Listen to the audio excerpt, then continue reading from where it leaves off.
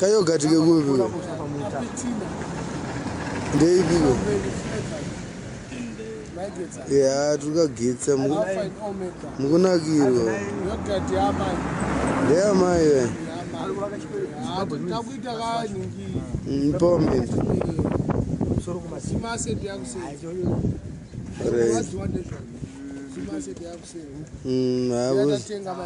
wana takusvika kumayogatu karise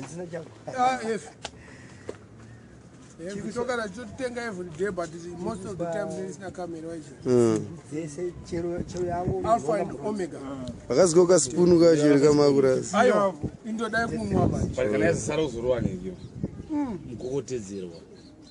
andite mukokotedzerwa ndorwa nechiguru ndagara ndoya ndinotoita inonzi gambu kopakazona wakambokarowa wambomwa yogati kwamama akaona kwenda yari la Russia akatenge assembly alivhaila ku Russia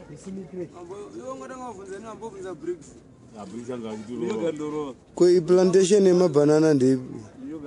ndepambo yake ndambo yake ende vangwari china pana munaikwana muraini munobvisi chinokura chinokota mabhoizi ndakazoona vakotama vakufamba vakadai havachaona vaijamuke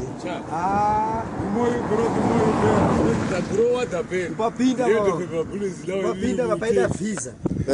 ya vapasingapindike zvapakuitesa apasingagari maloji aka vaisenzesa full house yanga iri ndazo ijobek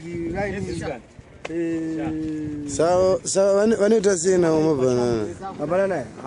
mafruits idzo inzimbe futi mafruits avo ekudya zvo vanonakira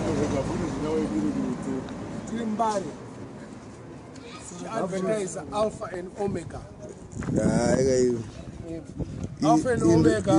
indo strawberry super chakadaro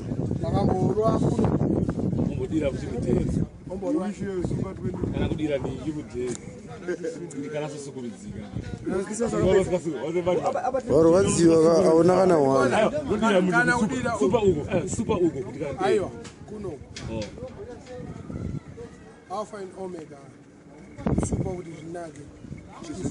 haukwa kumberi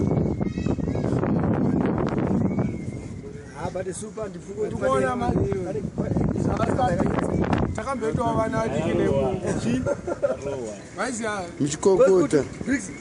totakurika manje mundazi inoenda mandazi hai zvinoratidza kunakirwa